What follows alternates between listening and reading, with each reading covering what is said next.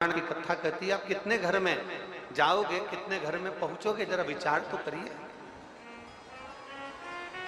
सबसे पहले आप जाओगे उसके घर में जिससे तुम्हारा प्रेम बहुत ज्यादा है, जिससे तुम्हारा स्नेह बहुत ज्यादा है, जिससे तुम्हारी आसक्ति बहुत ज्यादा है, जिस पे तुम्हारा विश्वास बहुत ज्यादा है, जिस पे तुम्हारा भरोसा बहुत ज्यादा है। तुम अगर जाओगे तो जिससे तुम्हारा प्रेम जुड़ा हुआ है, तुम सबसे पहले उसके पास जाओगे। भले 14 जगह से पत्रिका आई हो, 15 जगह से पत्रिका आई हो, पर जिससे लगाव ज्यादा होता है, जिससे प्रेम ज्यादा होता है, मेरे उसी के घर में आपका जाना होता है। बस यही शिव पुराण की कथा कहती है कि लोटा लेके तो लोग मंदिर में जाते हैं, भगवान शंकर के मंदिर में त्रिकुंड लगाकर जाते हैं, रुद्राक्ष की माला भी पहनकर जाते हैं, भगवान शंकर की भक्ति भी करते हैं, बैठकर ढोलक बजाकर भजन भी गाते हैं, मंदिरा भी बजाते हैं, खूब नाचते भी हैं, कूदते भी हैं, खूब आनंद के साथ शंकर जी का प्रसाद भी बांटते हैं, आरती भी करते हैं, भजन भी करते हैं, कीर्तन भी करते हैं। उसी तरह जैसे पत्रिका तो बहुत जगह से आती है,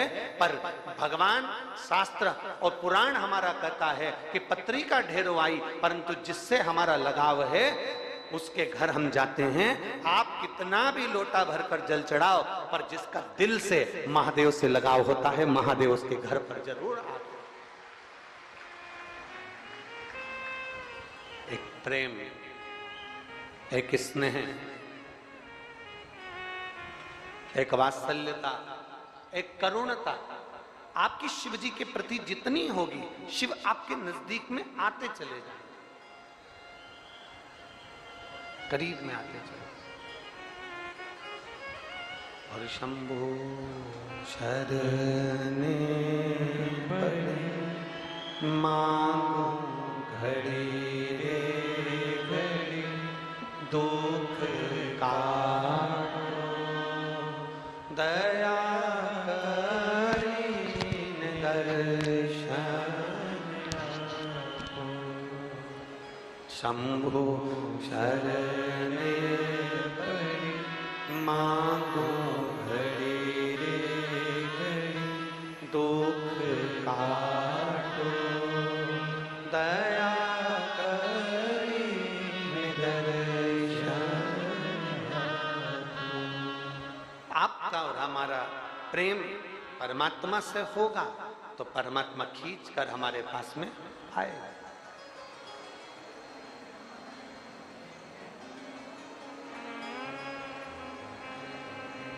एक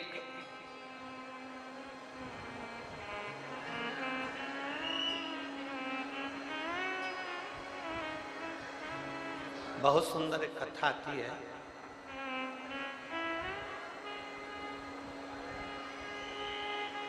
एक माली था, शिव महापुराण का बड़ा सुंदर एक बड़ा अच्छा संवाद है। एक माली,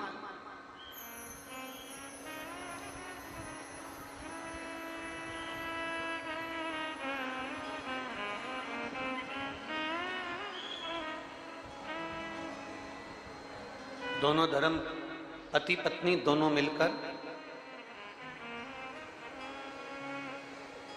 पुष्प का श्रृंगार बनाते और पुष्प का श्रृंगार बनाकर बेचा करते।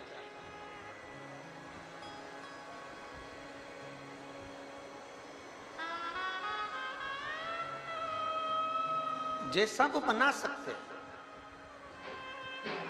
जैसा वो निर्माण कर सकते हैं, वैसा वो निर्माण करते और निर्माण कर कर पुष्प का श्रृंगार बनाकर बेचा करते।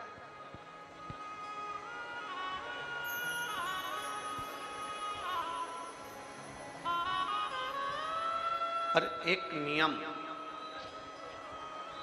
उनका बड़ा प्रबल था, दोनों पति पत्नी का एक नियम बड़ा प्रबल था। अगर उनको मालूम पड़ जाए कि कोई शंकर जी के मंदिर में जा रहा है और ये पुष्प जो लेने आया है, ये जो माला लेने के लिए आया है, जो ये माला लेकर हमारे पास से जा रहा है, पुष्प लेकर जा रहा है, तो उनका नियम था कि पुष्प लेकर जाने वाले का मालूम पड़ जाए कि ये शिवालय जा रहा है, शंकर जी के मंदिर जा रहा है, शंकर जी को जल चढ़ाने जा रहा है और पुष्प लेने के लिए आया है, तो शिव महापुराण की कथा कहती है कि वो दोनों माली और मालन, दोनों माली मालन जब माला देते थे तो उसके साथ में थोड़ी सी बेलपत्र, 2-4 बेलपत्र और 2-4 पुष्प, वो माली और मालन उस डलिया में, उस टोकनी में, उस पत्ते में बांध कर लपेट कर दे देते थे कि ये जो बेलपत्र है, ये जो पुष्प है, ये आप भोलेनाथ जी को हमारी ओर से समर्पित कर दें। ये भगवान शिव को हमारी ओर से दे देना है, भगवान शंकर को हमारी ओर से समर्पित कर देना, या भगवान देवाधिदेव महादेव को हमारी ओर से समर्पित कर दें।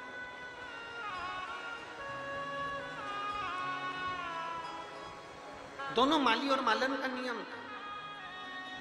अब एक प्रसंग आपके भीतर हो, अपनी जिंदगी में एक स्मरण करिएगा, बन सके, अगर बन सके आपके जीवन में, आप जल चढ़ाने नहीं जा सकते, आप शंकर जी के मंदिर नहीं जा सकते, आप शिव के शिवालय तक नहीं पहुंच सकते, तो प्रयास करो कि हमारे नजदीक में से कोई बहन, कोई भाई, कोई परिवार का सदस्य, कोई बाजू वाला, कोई पड़ोसी अगर शंकर के मंदिर में जल चढ़ाने के लिए जा रहा है और मान लो जल चढ़ाकर आ भी रहा है ना, तो उसका मात्र कलश का या उसका मात्र हम दर्शन भी कर लेते हैं तो भगवान शंकर के शिवालय का पूरा पुण्य फल हमारे पास प्राप्त हो जाता है।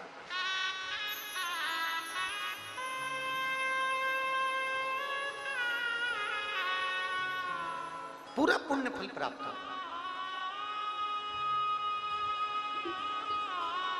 अब माली और मालन का नियम है,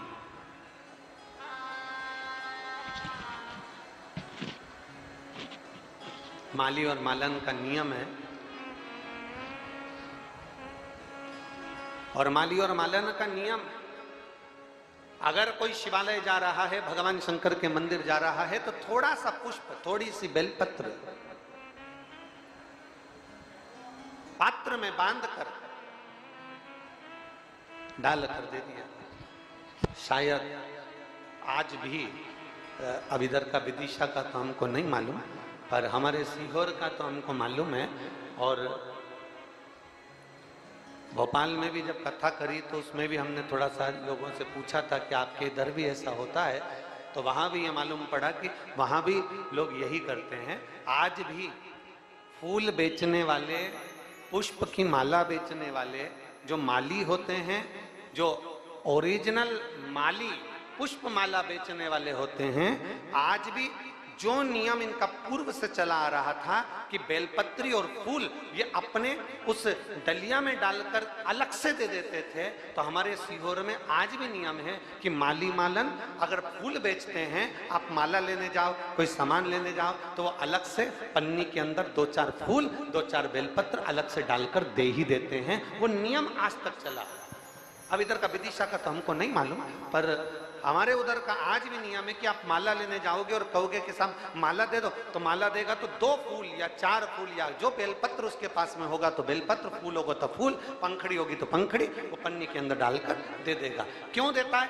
क्योंकि आप भगवान के लिए लेकर जा रहे हो, और ये माला जो आपने खरीदी ये आपके पैसे की है, पर जो फूल 2 मैंने इसमें डाल कर दिया है, ये मेरे भाव से मेरे महादेव के लिए है, मेरे शिव के लिए समर्पित, मेरे भगवान देवाधिदेव महादेव के लिए समर्पित है।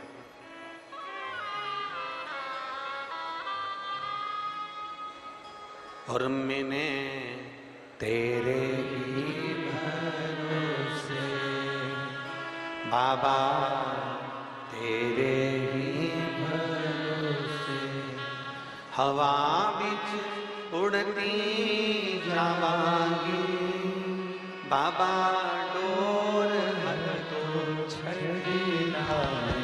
कटी जाएगी भोले मैं तेरी भक्त, शंभो मैं तेरी भक्त। एक विश्वास, एक भरोसा, एक दृढ़ता, शिव के प्रति समर्पण का भाव। माली के घर में माली और मालन दोनों हैं, दोनों फूल बेच रहे हैं, दोनों भगवान शंकर की भक्ति कर रहे हैं, दोनों शिवालय की आराधना कर रहे हैं, पर इनके घर में कोई संतान नहीं है, इनके घर में कोई औलाद नहीं।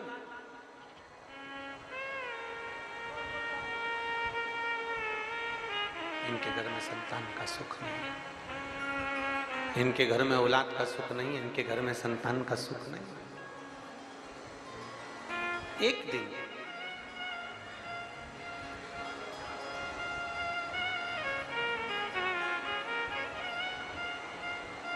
अब आप लोग अगर कहें कि गुरुजी आप कौन से माली की कथा सुना रहे हैं, तो विष्णु पुराण में, मत्स्य पुराण में, धर्मोत्तर पुराण में, नवदुर्गा उपनिषद में माता पार्वती जी की एक सहेली का नाम है मालिनी। मां जगत जननी पार्वती जी की एक सहेली का नाम है मालिनी, जिसका स्त्री का चेहरा नहीं, हाथी का चेहरा है। अगर आप लोग शास्त्र में पढ़ेंगे तो आपको पार्वती जी की एक सहेली का नाम मालिनी का पूरा विवरण उस शास्त्रों में हमें प्राप्त हो जाता है। और ये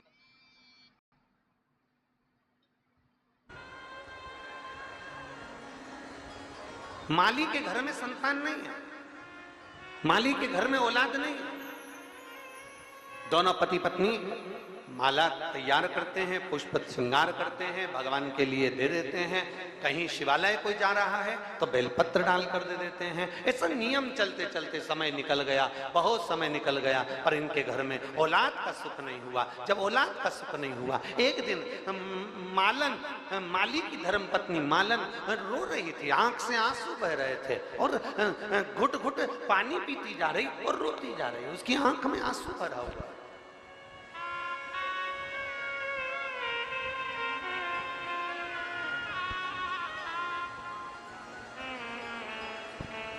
रो रही, पति ने पूछा, माली ने पूछा उससे, माली उससे पूछ रहा है, और माली ने उससे पूछा कि तेरी आंख में आंसू भरा हुआ है, तू रो रही है, क्यों? कितनी सुंदर बात माली ने अपनी मालन से कहा। भगवान का श्रृंगार करते समय, भगवान को भोग लगाते समय, भगवान को सुलाते समय, भगवान को जगाते समय और भगवान के लिए कोई अच्छा आयोजन करो, उस समय जब मांग में सिंदूर भरे नारी, उस समय हाथ में चूड़ा पहने नारी, उस समय पांव में बिछुड़ी पहने नारी, उस समय 16 श्रृंगार नारी कर रही हो, उस समय माली मालन से कह रहा है ये वो समय है जिस समय पर नारी या पुरुष किसी की आंख में आंसू नहीं आना चाहिए। ये वो समय है। अगर स्त्री मांग में सिंदूर भर रही है, उसकी आंख में आंसू नहीं होना चाहिए। अगर नारी चूड़ा बदल रही है, उसके आंखों में अश्रु नहीं होना चाहिए। भगवान का श्रृंगार कर रहे हो तब आंखों से आंसू नहीं बहना चाहिए। भगवान को भोग लगा रहे हो, आंख में आंसू नहीं होना चाहिए। भगवान के लिए कुछ नया, सत्यनारायण भगवान की तुमने घर में कथा रख दी, कोई हवन कर दिया, कोई क्यारी कर दी, कोई यज्ञ कर दिया, कोई हवन अनुष्ठान रख दिया, कोई महामृत्युंजय का जाप रख दिया, कोई तुमने गोपाल सहस्त्र नाम का पाठ रख दिया, श्री सूक्त पुरुष सूक्त का कोई अनुष्ठान रख दिया, कोई गणेश चतुर्थी का तुमने अनुष्ठान रख दिया, तो घर में अगर अनुष्ठान हो रहा है तो तुम्हारी आंखों में यजमान जो होता है, जो भगवान का भक्त जो होता है, उसकी आंखों में जल नहीं होना चाहिए। और मालन तुम रो रही हो, मालन माली मालन से कह रहे तू रो रही, तेरी आंख में जल, तू रो रही, तेरे नैनों से जल बह रहा है। हम जिस माला को तैयार करते हैं, हम जिस पुष्प को तैयार करते हैं, हम जिस भगवान के श्रृंगार को तैयार करते हैं, उस श्रृंगार को तैयार करते समय हम ये सोचते हैं कि ये भगवान के श्रृंगार में जाएगा, भगवान के पास जाएगा, तो रोना नहीं चाहिए। मालन तू रो रही है? मालन कहती है स्वामी मेरे घर में संतान नहीं।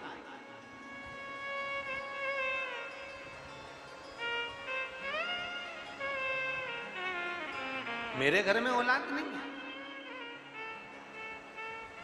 कभी मौका लगे तो दुर्गा उपनिषद के अंतर्गत यदि हम अध्ययन करें, मत्स्य पुराण में, धर्मोत्तर पुराण के अंतर्गत यदि हम अध्ययन करें तो उसमें बड़ा सुंदर बात आती है। माली ने अपनी मालन से कहा तू एक काम कर, अब रोना नहीं। सारी दुनिया के लोग मंदिर जाकर बेलपत्र चढ़ाते हैं, पुष्प का श्रृंगार करते हैं, तू एक काम कर, श्रावण का महीना चालू हो रहा है और तू भी 2 बेलपत्र और 2 लोटा जल भगवान देवाधिदेव महादेव के शिवालय पर लेकर जा। फिर निवेदन, मेरी जीजियों से, मेरे जीजाओं से, मेरी माताओं से, मेरे भाइयों से, मेरी बेटियों से, मेरे बेटाओं से, श्रावण के महीने में दिखावा कर कर मेरे भोलेनाथ जी को मत रिझाना। श्रावण के महीने में दिखावा कर कर मेरे भोले बाबा को रिझाना नहीं है। श्रावण के महीने में वो कहते हैं ना, ढेर सारे लोग मंदिर जाएंगे, ढेर सारी निमंत्रण पत्रिका आएगी, पर उसके घर हम जाते हैं जिसका प्रेम होता है। तो श्रावण में मेरे बाबा को ऐसे रिझा लेना, मेरे शंभू को, मेरे विश्वनाथ को, मेरे महाकाल राजा को, मेरे कुबेर भंडारी को ऐसे रिझा लेना कि मेरा देवाधिदेव महादेव तुम्हारे दरवाजे पर आकर खड़ा हो जाए तुम्हारे दुख को काटने के।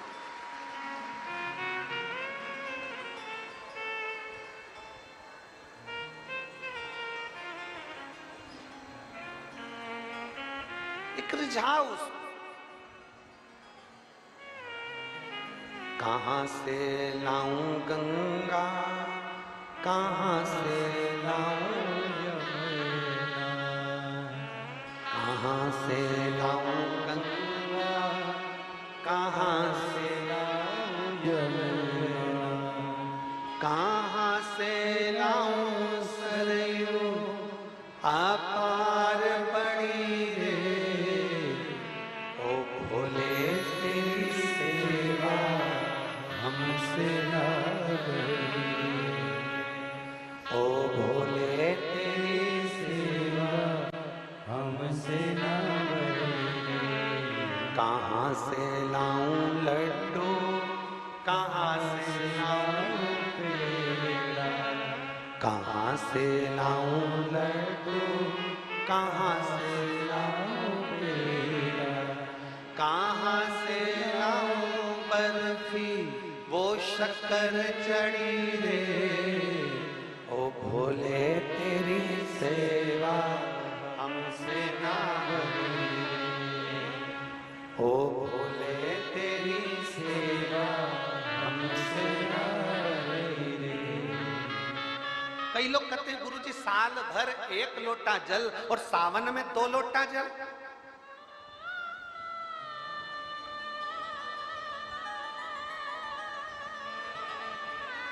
श्रावण के महीने में 2 लोटा जल।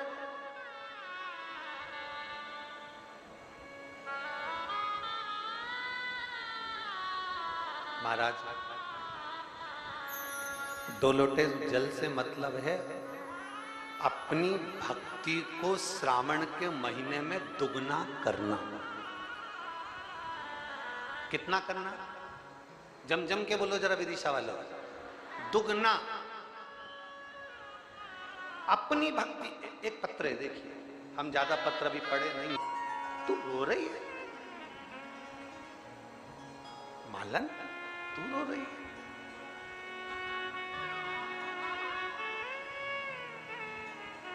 श्रावण का महीना लग रहा है, तू 2 लोटा जल लेकर, 2 बेलपत्र लेकर शिव के मंदिर में जा।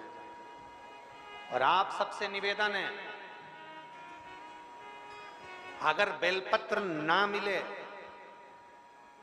बेलपत्र ना मिले शिवजी पे जो चढ़ी हुई बेलपत्र रहती है उसी को धोकर भगवान शंकर को समर्पित करते हैं। और अगर बेलपत्र वो भी ना मिले तो शिव महापुराण की कथा कहती है, भगवान शंकर का संवाद कहता है कि अपने 3 उंगली भगवान देवाधिदेव महादेव को स्पर्श करा दो, वो भी बेलपत्र का कार्य ही करती है। भगवान शिव उसको स्वीकार कर, शिव उसको स्वीकार। अब किसी ने एक